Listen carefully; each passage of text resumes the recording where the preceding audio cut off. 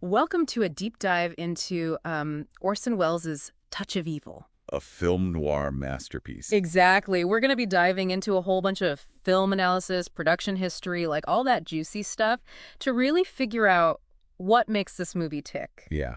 And it's fascinating how this film, Touch of Evil, it's a story of like clashing visions. Not just in the film itself, but behind the scenes too. Okay, so you've got this bombastic opening, right? Like a 3-minute single take that rivals, I don't know, like Hitchcock, just for sheer suspense. Oh, for sure. And then, bam, we are just thrown right into this world of corruption and racial tension, this moral ambiguity that just permeates everything. And that setting, right, that border town setting. Yes. It's crucial. Oh, yeah. It's not just like a backdrop, it becomes like a character. Totally. Embodying this clash of cultures and justice systems, even moral codes. Yeah, and then you've got Charlton Heston Right. as Mike Vargas, the Mexican narcotics officer. Which in itself is already like raising eyebrows. Exactly. And then you have Orson Welles himself playing this like grizzled, morally ambiguous American police captain, Hank Quinlan. And that casting choice, right? I mean, with Heston in brownface. I know, right? It feeds directly into the film's like exploration of blurred lines and shifting identities. Yeah. You have this classic Hollywood hero Right. embodying a figure often relegated to the sidelines or portrayed as suspicious simply because of their ethnicity. It's like Wells is flipping the script. Unlike traditional Hollywood stereotypes. You've got Vargas, who's all about by the book. Right. And Quinlan, who's willing to bend the rules to get his man. Exactly, yeah. Vargas represents a very deontological approach to justice. Okay. It's all about following the rules no matter what.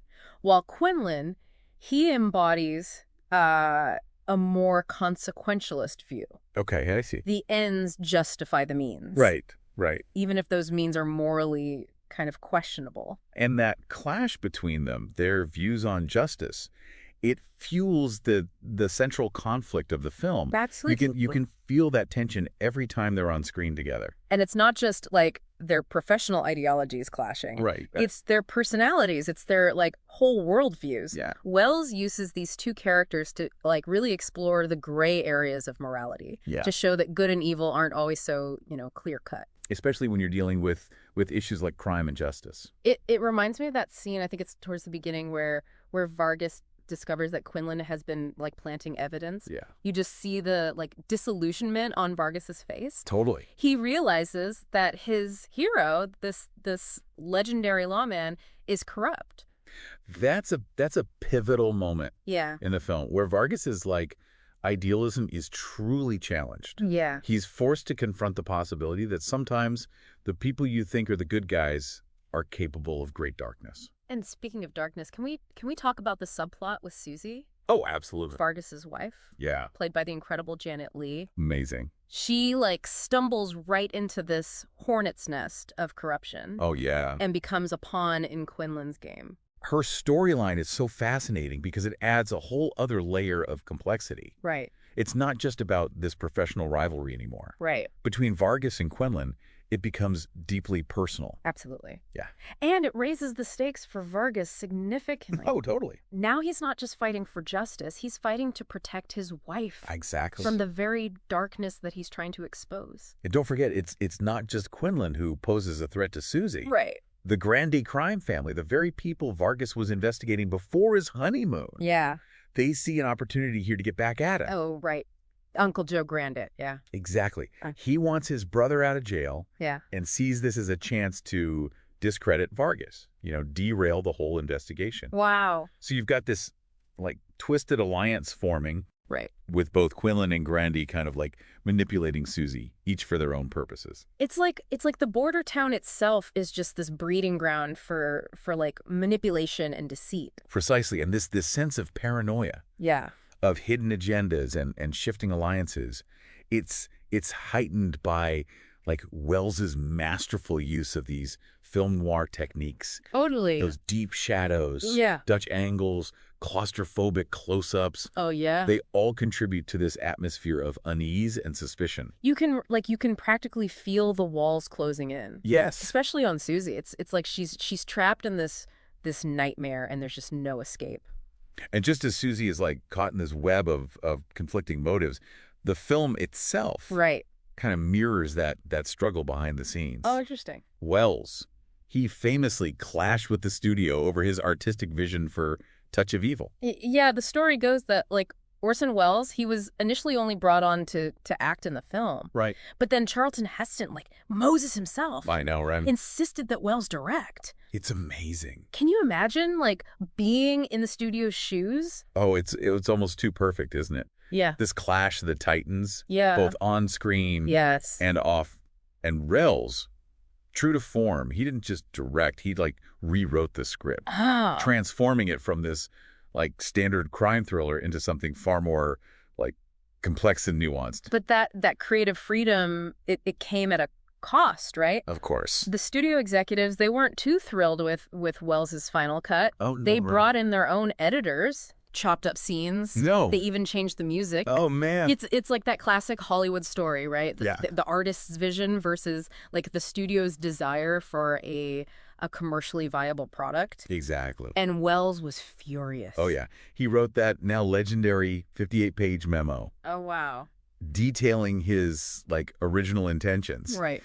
But the studio basically just like ignored him. I can only imagine his frustration. Yeah. It's like pouring your heart and soul into a project only to have it like butchered by people who just don't get it. It's tough.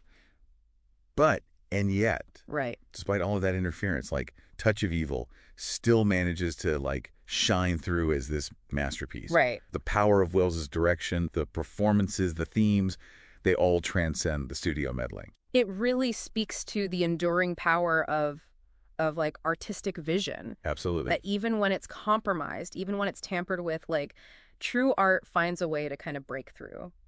I love that. And Touch of Evil, it's gone on to influence like countless filmmakers. Really? Oh, yeah, yeah. You can see its DNA in everything from like the Coen brothers noir-infused crime thrillers Okay.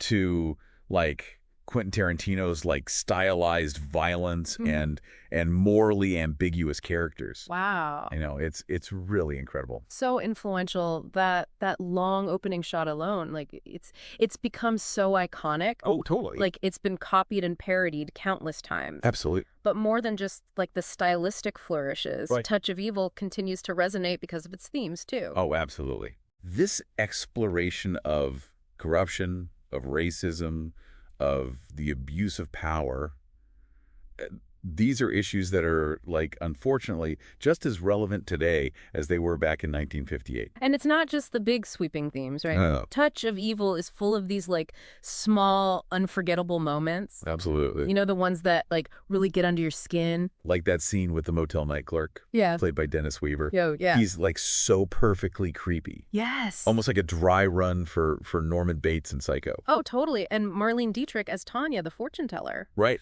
She's only in a few scenes, but her line to Quinlan, "You haven't got any, your future's all used up." Oh, yeah. It's chilling.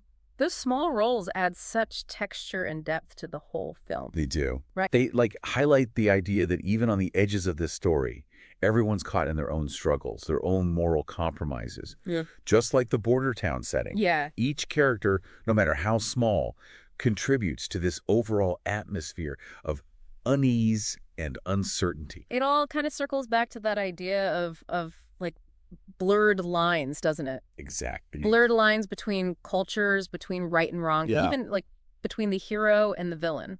And that's what makes, like, Touch of Evil so compelling. Yeah. It's not a simple good versus evil story. It's a complex, nuanced exploration of morality and justice where the answers are rarely easy and the characters are constantly grappling with their own demons. So we've got this visually stunning film, Right. a gripping noir plot, Yeah. controversial casting choices, behind-the-scenes battles with the studio, Yes. and themes that still resonate today. Absolutely. What's the takeaway for someone watching Touch of Evil for the first time, or even revisiting it after all this time? That's the beauty of a film like this, isn't it? Yeah. There's something for everyone. Maybe you're drawn in by the suspenseful plot, the shadowy atmosphere, the iconic performances. Or perhaps you're more interested in dissecting the themes, the social commentary, the reflection of Hollywood itself in that studio interference. Regardless, Touch of Evil, promises a thought-provoking and undeniably captivating experience. It's a film that stays with you long after the credits roll, you know? Oh, definitely. It leaves you with more questions than answers. Yeah, Which is, I think, exactly what Orson Welles intended. I think you're right. Right. He wasn't afraid to challenge his audience, Right. to make them uncomfortable, to force them to confront the complexities of the world. Yeah. And that's something that will always be relevant, no matter how much time passes. Well said. And on that note, I think we've just about reached the end of our deep dive into Touch of Evil. Oh, man. Hopefully you've gained some new insights into this cinematic masterpiece and feel inspired to revisit it with fresh eyes. And who knows? Right. Maybe this deep dive will spark some of your own thoughts and interpretations. After all, half the fun of a film like this is the conversation it starts. Absolutely. Thanks for joining us on this journey into the shadowy world of Touch of Evil. We'll see you next time for another deep dive into a fascinating topic.